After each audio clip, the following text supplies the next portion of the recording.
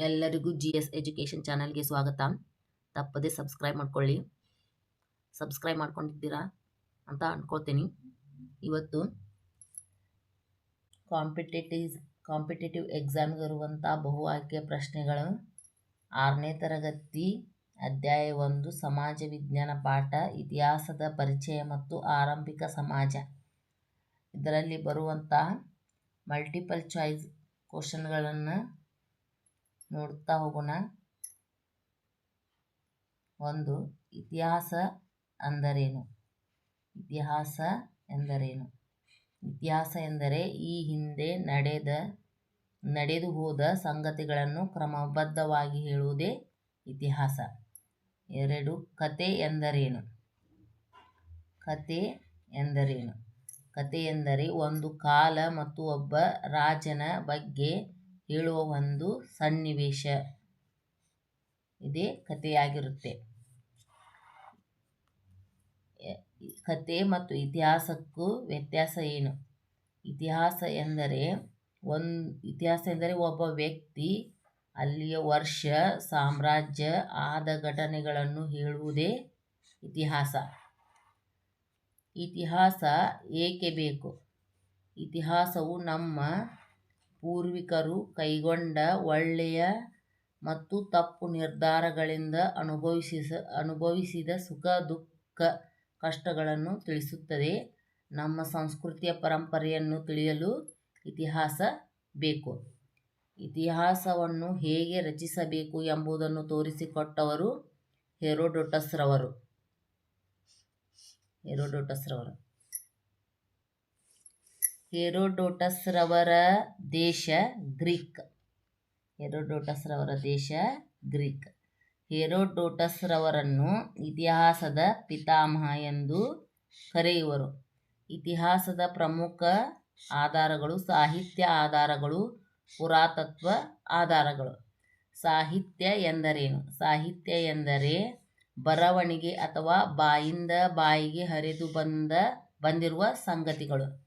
ಸಾಹಿತ್ಯದ ವಿಧಗಳು ಮೌಖಿಕ ಸಾಹಿತ್ಯ, ಲಿಖಿತ ಸಾಹಿತ್ಯ. 2 ಪ್ರಕಾರದ ಸಾಹಿತ್ಯಗಳು. ಲಿಖಿತ ಸಾಹಿತ್ಯದಲ್ಲಿ ದೇಶೀಯ ಸಾಹಿತ್ಯ, ವಿದೇಶೀಯ ಸಾಹಿತ್ಯ ಎಂದು 2 ಪ್ರಕಾರಗಳು. ಮೌಖಿಕ ಸಾಹಿತ್ಯದಲ್ಲಿ ಜನಪದ, ಗೀತೆ, ಕತೆ, ಲಾವಣಿ, ಐತಿಹ್ಯ ಈ ಥರ ಪಾಯಿಂಟ್ಗಳು ಬರುತ್ತೆ. ಲಿಖಿತ ಸಾಹಿತ್ಯವು ಅಕ್ಷರಸ್ಥರಿಂದ ರಚನೆಯಾಗಿದೆ. ಮೌಖಿಕ ಸಾಹಿತ್ಯವು ಅನಕ್ಷರಸ್ಥರಿಂದ ರಚನೆಯಾಗಿದೆ. ಪುರಾತತ್ವ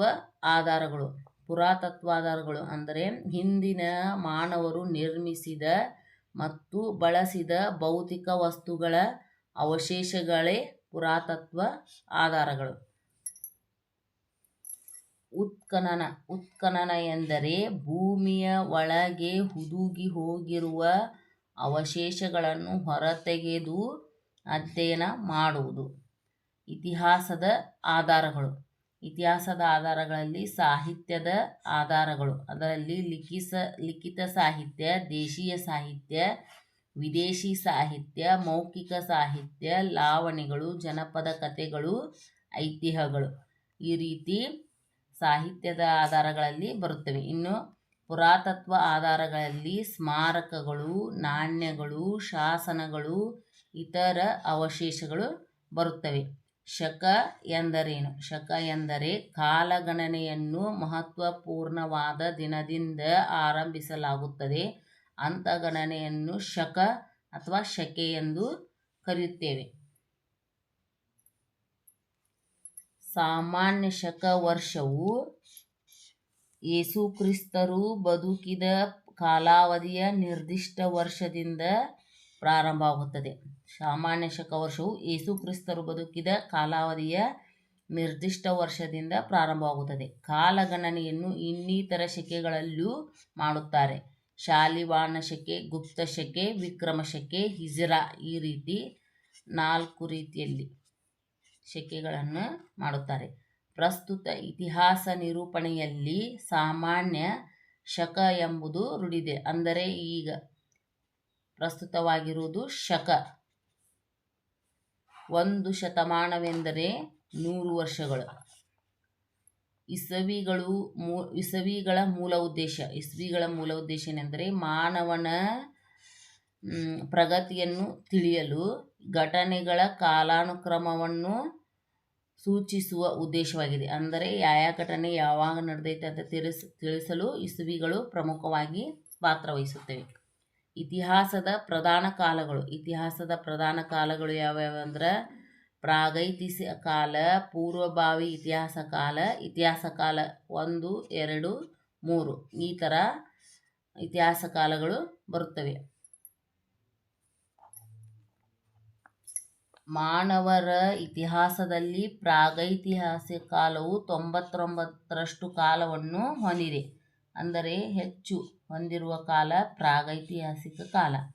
ಅಕ್ಷರ ಪರಿಚಯವೇ ಇಲ್ಲದ ಕಾಲ ಪ್ರಾಗೈತಿಹಾಸಿಕ ಕಾಲ. ಈ ಕಾಲದಲ್ಲಿ ಅಕ್ಷರಗಳ ಪರಿಚಯ ಅಷ್ಟೊಂದು ಇರಲಿಲ್ಲ. ಪ್ರಾಗೈತಿಹಾಸಿಕ ಕಾಲಕ್ಕೆ ಉದಾಹರಣೆ ಶಿಲಾಯುಗಗಳು. ಇವು ಪ್ರಾಗೈತಿಹಾಸಿಕ ಕಾಲಕ್ಕೆ ಉದಾಹರಣೆಗಳಾಗಿವೆ. ಯಾವೊಂದು ಕಾಲದಲ್ಲಿ ಅಕ್ಷರಗಳ ತಿಳುವಳಿಕೆ ಇದ್ದು ಅವುಗಳನ್ನು ಇಂದು ಓದಲು ಸಾಧ್ಯವಾಗಿಲ್ಲದಿದ್ದರೆ ಆ ಕಾಲಘಟ್ಟವನ್ನು ಪೂರ್ವಭಾವಿ ಇತಿಹಾಸ ಕಾಲ ಎನ್ನುತ್ತೇವೆ. ಅಂದರೆ ಇಲ್ಲಿ ಅಕ್ಷರಗಳ ತಿಳುವಳಿಕೆ ಇದ್ದು ಅದನ್ನು ಓದಲು ಸಾಧ್ಯವಾಗಿಲ್ಲ. ಆ ಕಾಲಘಟ್ಟ ಯಾವುದೆಂದರೆ ಪೂರ್ವಭಾವಿ ಇತಿಹಾಸ ಕಾಲ. ಉದಾಹರಣೆಗೆ ಹರಪ್ಪ ನಾಗರಿಕತೆಯ ಕಾಲ. ಯಾವ ಕಾಲಘಟ್ಟದಲ್ಲಿ ಅಕ್ಷರ ಪರಿಚಯವಿರುವುದೋ ಮತ್ತು ಆ ಅಕ್ಷರಗಳನ್ನು ಇಂದು ಓದಲಾಗುವುದೋ ಆ ಕಾಲವನ್ನು ಇತಿಹಾಸ ಕಾಲ ಎಂದು ಕರೆಯುತ್ತೇವೆ. ಅಕ್ಷರಗಳ ಪರಿಚಯ ಮತ್ತು ಓದಲು ಸಾಧ್ಯವಾಗಿರುವ ಕಾಲ ಇತಿಹಾಸ ಕಾಲ. ಅಕ್ಷರ ಪರಿಚಯ ಇದ್ದು ಓದಲು ಸಾಧ್ಯವಿಲ್ಲದ ಕಾಲ ಪೂರ್ವಭಾವಿ ಇತಿಹಾಸ ಕಾಲ. ಪ್ರಾಗೈತಿಹಾಸಿಕ ಕಾಲದಲ್ಲಿ 3 ಹಂತಗಳಿವೆ. ಪ್ರಾಗೈತಿಹಾಸಿಕ ಕಾಲದಲ್ಲಿ 3 ಹಂತಗಳು.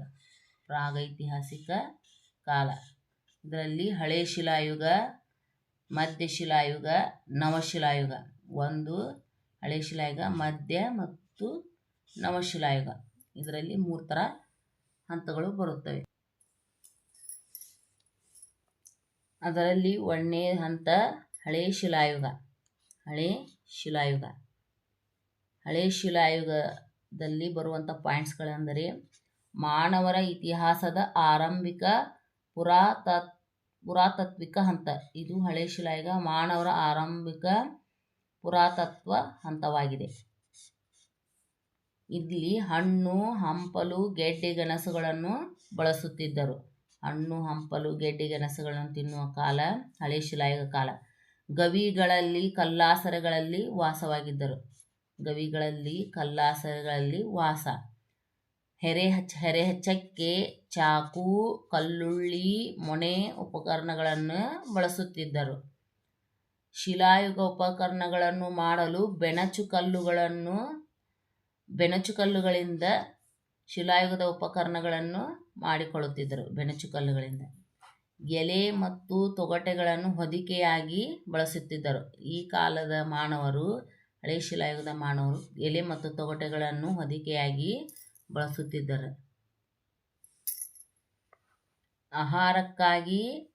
ಆಹಾರಕ್ಕಾಗಿ ಬೇಟೆಯಾಡುವುದು, ಮೀನು ಹಿಡಿಯುವುದನ್ನು ಕಲಿತರು. ಫಸ್ಟ್ ಬೇಟೆ ಆಡುವುದು ಮತ್ತು ಮೀನು ಹಿಡಿಯುವುದು ಕಲಿತ ಕಾಲ ಹಳೆ ಶಿಲಾಯುಗ ಕಾಲ.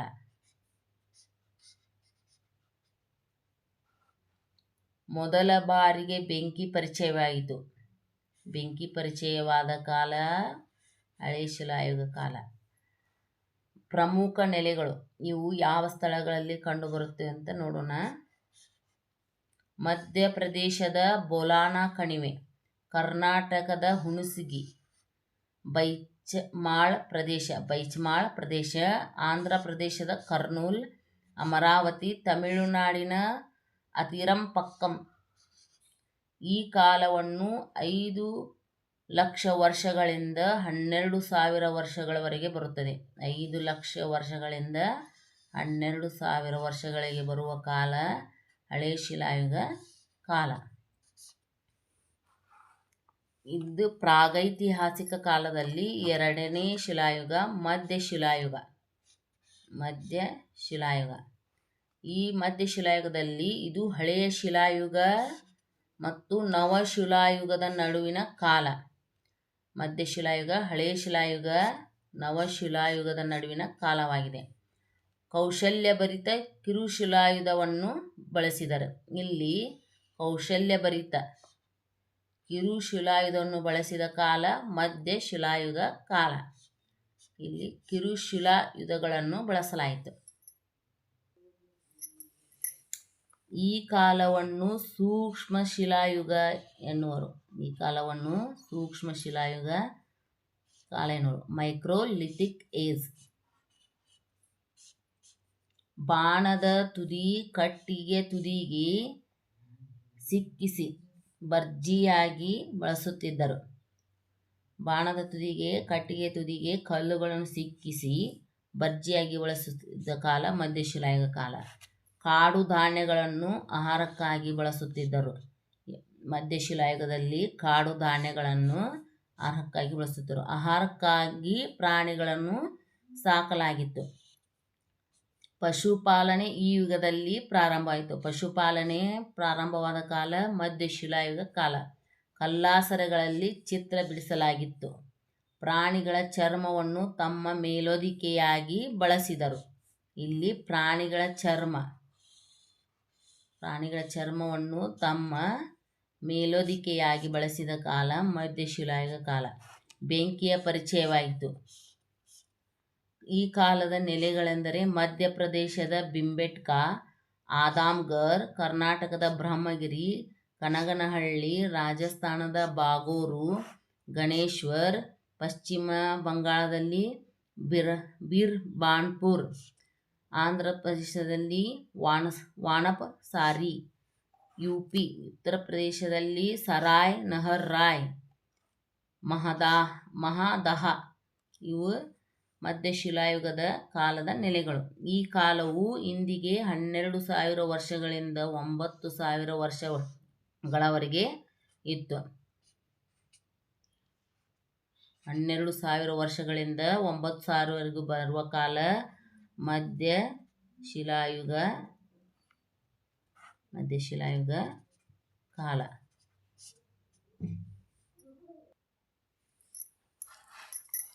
ಪ್ರಾಗೈತಿಹಾಸಿಕ ಕಾಲದ ಮೂರನೇ ಹಂತ ನವಶಿಲಾಯುಗ. ಈ ಕಾಲದಲ್ಲಿ ಬರುವ ತಿನಿಸುಗಳು, ವಾಸಗಳು ನೋಡೋಣ. ಇಲ್ಲಿ ಆಹಾರ ಉತ್ಪಾದನೆ ಪ್ರಮುಖವಾಗಿದೆ.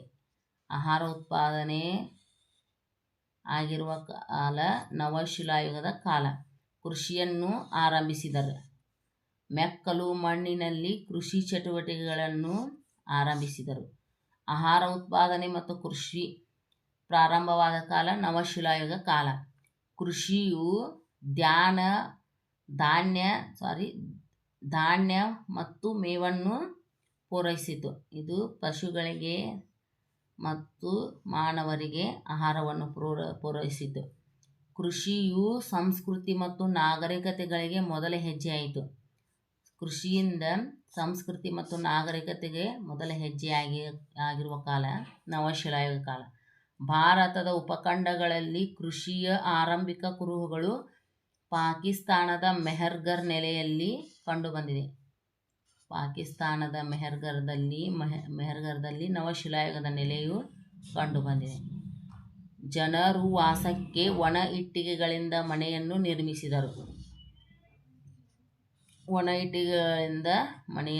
ನಿರ್ಮಿಸಿದರು.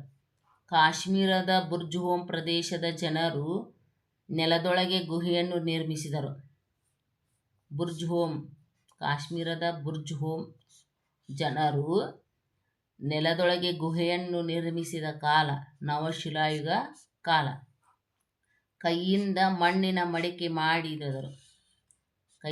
ಮಣ್ಣಿನ ಮಡಿಕೆ ಆಹಾರ, ಕೃಷಿ,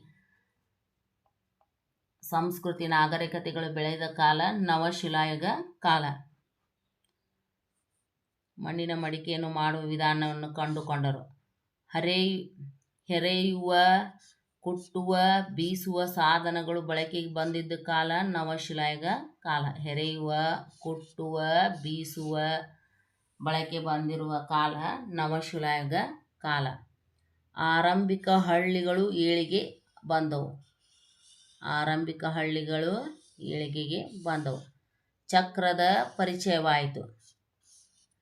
ಗುಣಾತ್ಮಕ ಮತ್ತು ವೈವಿಧ್ಯಮಯ ಮಡಿಕೆಗಳು ಬಂದವು. ವೈವಿಧ್ಯಮಯ ಗುಣಾತ್ಮಕ ಮಡಿಕೆಗಳು ಬಂದವು.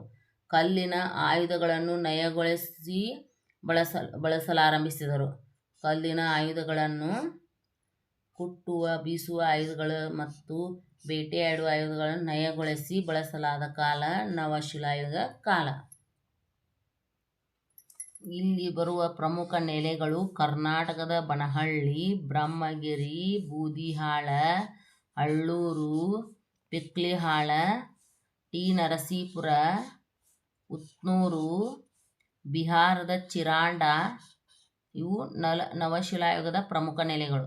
ಈ ಕಾಲವನ್ನು ಇಂದಿಗೆ 9,000 ರಿಂದ 5,000 ವರ್ಷಗಳವರೆಗೆ ನಾವು ನೋಡ್ಬೋದು. 9,000ದಿಂದ 5,000. 9,000ದಿಂದ 5,000. ಲೋಹಗಳ ಯುಗ. ಲೋಹಗಳ ಯುಗ. ಇದರಲ್ಲಿ ಬರುವ ಪಾಯಿಂಟ್ಸ್ಗಳು ನೋಡ್ತಾ ಹೋಗೋಣ. ನವಶಿಲಾಯುಗದ ಕೊನೆಯ ಕಾಲಕ್ಕೆ ಲೋಹಗಳ ಬಳಕೆ ಆರಂಭವಾಯಿತು. ಮೊದಲು ಮಾನವರು ಬಳಸಿದ ಲೋಹ ತಾಮ್ರ. ತಾಮ್ರಕ್ಕೆ ತವರನ್ನು ಸೇರಿಸಿ ಕಂಚು ಉತ್ಪಾದನೆ ಮಾಡುವುದನ್ನು ಕಲಿತರು. ಕಂಚು ತಾಮ್ರಕ್ಕಿಂತ ಗಡುಸಾದ ಒಂದು ಮಿಶ್ರಲೋಹ. ಕಂಚು ಒಂದು ಮಿಶ್ರಲೋಹವಾಗಿದೆ. ತಾಮ್ರ ಮತ್ತು ಕಂಚಿನ ಶಿಲಾಯುಗ. ತಾಮ್ರ ಮತ್ತು ಕಂಚಿನ ಶಿಲಾಯುಗ ಇದು 5,000ಗಳಿಂದೀಚೆಗೆ ಬಂದಿದೆ. ಕಂಚು ಮತ್ತು ತಾಮ್ರದ ಯುಗ 5,000ದಿಂದ ಈಚೆಗೆ ಬಂದಿದೆ. ಕೃಷಿ ಮತ್ತು ಪಶುಪಾಲನೆ ಪ್ರಧಾನ ಉದ್ಯೋಗವಾಗಿತ್ತು. ಕೃಷಿ ಮತ್ತು ಪಶುಪಾಲನೆ. ಅಲಂಕೃತ ಮಡಿಕೆಗಳು ರಚನೆಯಾದ ಕಾಲ ತಾಮ್ರ ಮತ್ತು ಕಂಚಿನ ಶಿಲಾಯುಗ ಕಾಲ. ತಾಮ್ರದ ಉಪಕರಣಗಳು, ಆಭರಣಗಳು ದೊರಕಿವೆ. ಆಭರಣಗಳು ಮತ್ತು ಉಪಕರಣಗಳು. ಭೂಮಿಯನ್ನು ಆಳವಾಗಿ ಉಳಲು, ಅರಣ್ಯ ಕಡಿದು ಕೃಷಿ ಭೂಮಿಯಾಗಿ ಪರಿವರ್ತಿಸಲು ಕಂಚಿನ ಉಪಕರಣಗಳನ್ನು ಬಳಸಲಾಯಿತು. ಭೂಮಿಯನ್ನು ಆಳವಾಗಿ ಉಳಲು ಮತ್ತು ಅರಣ್ಯ ಕಡಿದು ಕೃಷಿ ಭೂಮಿ ಪರಿವರ್ತಿಸಲು ಕಂಚಿನ ಉಪಕರಣಗಳು ಸಹಾಯಕವಾದವು. ಹೆಚ್ಚುವರಿ ಧಾನ್ಯಗಳನ್ನು ಬೇರೆ ಪ್ರದೇಶಗಳಿಗೆ ಕಳುಹಿಸಲಾಯಿತು. ಕೃಷಿ ಚಟುವಟಿಕೆಗಳು ಗರಿಗೆದರಿದಂತೆ ಬೇರೆ ಬೇರೆ ಪ್ರದೇಶಗಳಿಗೆ ಧಾನ್ಯಗಳನ್ನು ಕಳುಹಿಸಲಾಯಿತು. ಇಲ್ಲಿ ವ್ಯಾಪಾರ ವಹಿವಾಟು ಆರಂಭವಾಯಿತು. ತಾಮ್ರ ಮತ್ತು ಕಂಚಿನ ಶಿಲಾಯುಗದಲ್ಲಿ. ಪರಿಣಾಮವಾಗಿ ವಾಯುವ್ಯ ಭಾರತದಲ್ಲಿ ಸಿಂಧೂ, ಅದರ ಉಪನದಿಗಳ ಕೊಳ್ಳದಲ್ಲಿ ಹರಪ್ಪ ನಾಗರಿಕತೆಯಂಥ ಬೃಹತ್ ಸಂಸ್ಕೃತಿಯು ತಲೆ ಎತ್ತಿತು. ಕೃಷಿ ಚಟುವಟಿಕೆಗಳು ಗರಿಗೆದರಿದಂತೆ ವ್ಯಾಪಾರ ವಹಿವಾಟಿನಿಂದ ಹರಪ್ಪ ನಾಗರಿಕತೆಯಂತಹ ಬೃಹತ್ ಸಂಸ್ಕೃತಿಯು ತಲೆ ಎತ್ತಿತು. ದಕ್ಷಿಣ ಭಾರತದಲ್ಲಿ ತಾಮ್ರಕ್ಕೆ ಹೋಲಿಸಿದಾಗ ಕಂಚಿನ ಬಳಕೆ ಹೆಚ್ಚಾಗಿರಲಿಲ್ಲ. ಅಂದರೆ ಇಲ್ಲಿ ಕಂಚಿನ ಬಳಕೆ ಅಷ್ಟೊಂದು ಇರಲಿಲ್ಲ, ತಾಮ್ರವೇ ಹೆಚ್ಚು ಇತ್ತು ದಕ್ಷಿಣ ಭಾರತದಲ್ಲಿ. ನೆಲೆಗಳು.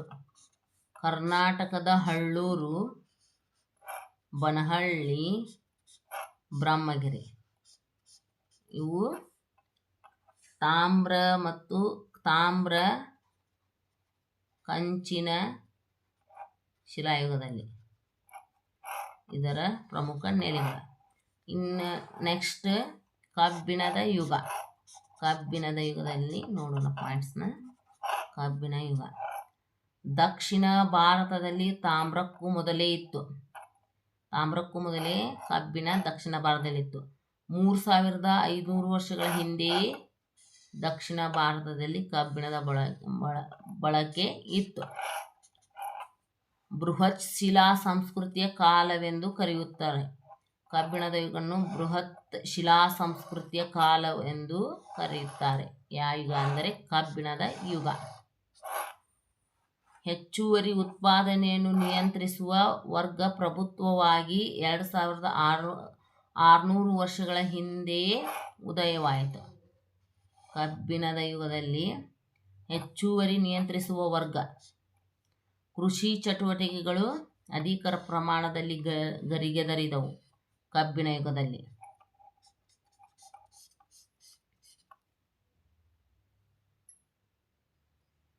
ನಿಯಂತ್ರಿಸುವ ವರ್ಗಗಳು ಕಬ್ಬಿಣ ಯುಗದಲ್ಲಿ ನಿಯಂತ್ರಿಸುವ ವರ್ಗಗಳು ಯಾವೆಂದರೆ ಗಣರಾಜ್ಯಗಳು, ಆನಂತರ ಮೌರ್ಯ ಸಾಮ್ರಾಜ್ಯ. ಕರ್ನಾಟಕದ ಪ್ರಮುಖ ನೆಲೆಗಳು ಬನಹಳ್ಳಿ, ಹಿರೇಬೆಣ್ಣೆಕಲ್ಲು, ಬ್ರಹ್ಮಗಿರಿ, ಕೊಪ್ಪ, ಹೆಗ್ಲೇಡೇಹಳ್ಳಿ, ಟಿ. ನರಸೀಪುರ, ಹೆಮ್ಮಿಗೆ, ಹಳ್ಳೂರು, ಜಡಿಗೆ ಊಹಳ್ಳಿ, ಸಾವಣದುರ್ಗ, ಕುರ್ತಿದುರ್ಗ, ಪಾಂಡವರ ದಿನ್ನೆ. ಈ ರೀತಿ ಕಬ್ಬಿಣ ಯುಗದಲ್ಲಿ ಬರುವಂಥ ಕರ್ನಾಟಕದ ಪ್ರಮುಖ ನೆಲೆಗಳಾಗಿವೆ. ಈ ನೋಟ್ಸನ್ನು ಒಂದ್ಸರಿ ನೋಡಿದ ನಂತರ 6ನೇ ತರಗತಿ 1ನೇ ಪಾಠವನ್ನು ಕ್ಲಿಯರ್ ಆಗಿ ಓದ್ಕೊಳ್ಳಿ, ಅಂದರೆ ಪರಿಪೂರ್ಣವಾಗಿ ಮನದಟ್ಟಾಗುತ್ತೆ. ಈ ವಿಡಿಯೋ ಇಷ್ಟವಾದರೆ ಒಂದು ಲೈಕ್ ಮಾಡಿ, ತಪ್ಪದೆ ಸಬ್ಸ್ಕ್ರೈಬ್ ಮಾಡಿಕೊಳ್ಳಿ. Thank you.